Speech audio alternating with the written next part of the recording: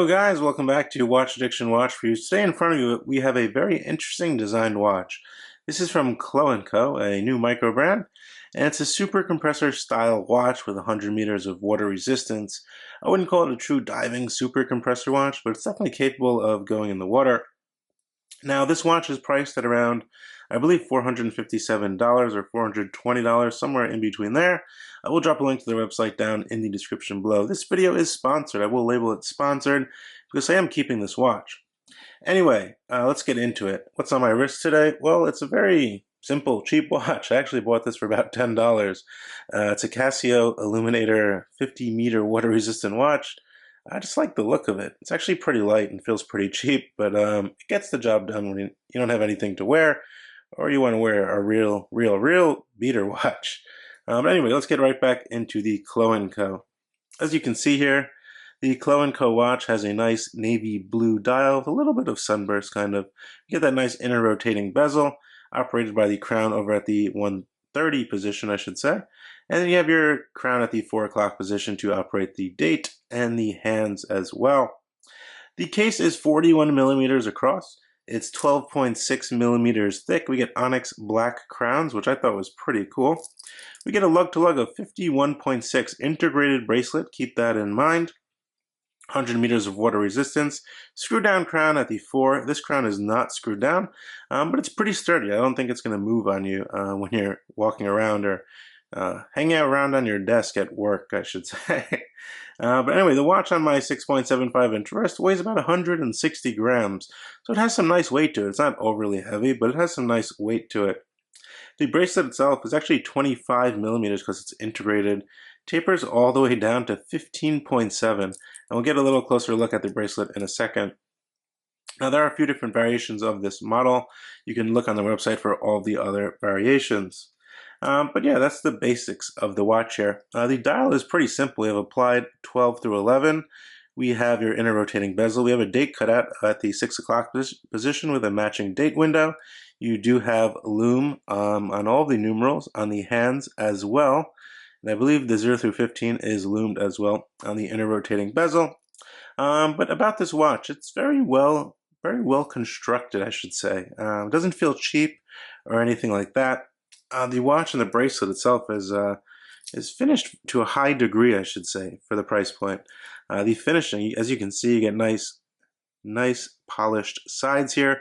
H-link style bracelet with chamfering over here. This comes out with a screwdriver. Although keep in mind, you won't be able to change it. There is no rubber strap option yet. Probably in the future there will be, I'm assuming. But the bracelet itself is very nicely finished, satin brushed finished. Then you get that beveling over here on the top portions. You get beveling on the case as well. Very interesting case design, as you can see here. It's brushed over here, and then you have those kind of octagon style, I should say, kind of royal oakish kind of style with the screws on top of the bezel. And if we take a closer look, all of the screws are actually aligned perfectly, which I thought was pretty nice. They're aligned perfectly around that bezel there. Which is pretty nice. The dial is pretty simple. It's very easy to read as well. We get a sapphire crystal with anti-reflective coating. Very easy to read. It's a flat sapphire. No issues with that. The clasp itself has a lot of micro adjustments. 1, 2, 3, 4, 5, 6, 7 micro adjustments. You get their logo over here. We do get a milled clasp. Snaps in just like that. I like these clasps better actually than the ones with the buckle that snaps over because I think they just fit nicer on a bracelet. It fits nicer on the wrist. It conforms better to the wrist, doesn't bulge out or anything like that. Case back is very simple with their logo. I still have the sticker on there. Screwed down with their logo, engraved. Very simple, no issues with that at all. Well, what's powering this watch for the price point? We're looking at a Seiko SNZH55 instruments movement. It has a date function as well. Most of you guys are very familiar with this movement. I'm going to go ahead and unscrew the crown. The crown has a nice size to it, so it's pretty easy to come out. You get a position there, and then it pops out very easily. Self-winding. Actually very smooth for an SNZH55. Get your quick set date. Final position is hacking, and then we can set the time here. Everything functions as it should, no issues there whatsoever. Push that back in, the seconds hand will start to run again. And we screw this back in, and everything functions as it should. The bezel itself, so we get a super compressor style rotating bezel to time whatever you want. We have 100 meters of water resistance. I mean, you can still take this in a pool, shallow ocean. You should have no issues whatsoever. You can time your dives, and you can knock it a little bit. It's not really going to move. It's pretty sturdy. I wouldn't really worry about that too much. But yeah, no issues with bezel alignment because you can align it yourself. But like I was saying, the case and everything is cut very nicely. This is a design that, you're not going to see. It's very different. I think it's pretty cool. It's something very different. The whole cut and case, the finishing is really, really exquisite, down to the bracelet and the case and the bezel as well. So I think they did a pretty good job on the case finishing and the actual bracelet. Everything was really, really fluid, and I don't see any issues there. Obviously, there are going to be people that want to put it on a rubber band, but up until now, there's no way to actually do that. But the bracelet, like I said, it's a very high quality bracelet, H-link style. You should have no issues wearing it on this bracelet. It comes with a bunch of extra links as well, so it should fit any size wrist.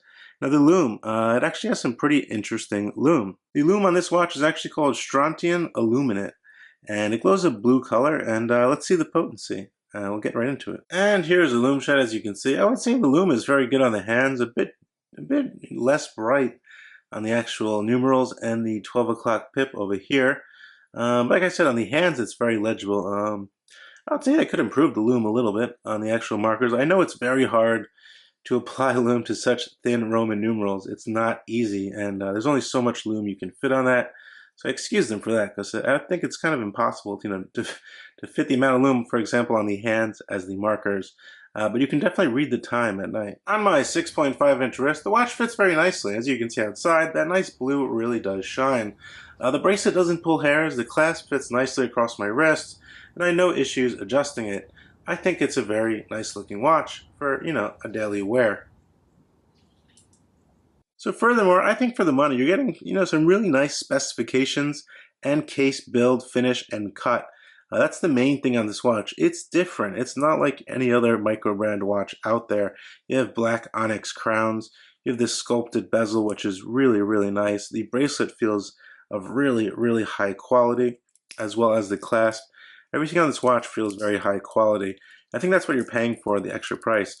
Some people might go around looking for the best priced watches with the best movements, but they might lack case finishing. They might lack case, design, original design. Obviously, there are homages out there with SW200s where really cheap. But you're not getting something special. I think this watch brings out something special, something that isn't really on the market, has a really nice design to it, and the finishing is very good, as I stated earlier, and the case cut and everything, no sharp edges, anything like that. Really interesting watch. I must say it's a very interesting looking watch. Obviously, you're not going to see anybody else with a watch that looks like this when you're walking about. Anyway, positives, negatives. I pretty much listed all the positives. The only negative thing I would say is maybe they should release a bracelet with a rubber band. You can pop this off and an integrated rubber band.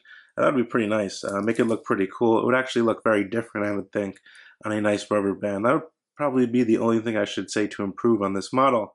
But yeah, let me know what you think down in the comment section below. As usual, this is Watch Addiction Watch Reviews with the KLO & Co. Automatic Diver. And I will see you guys real soon. Bye.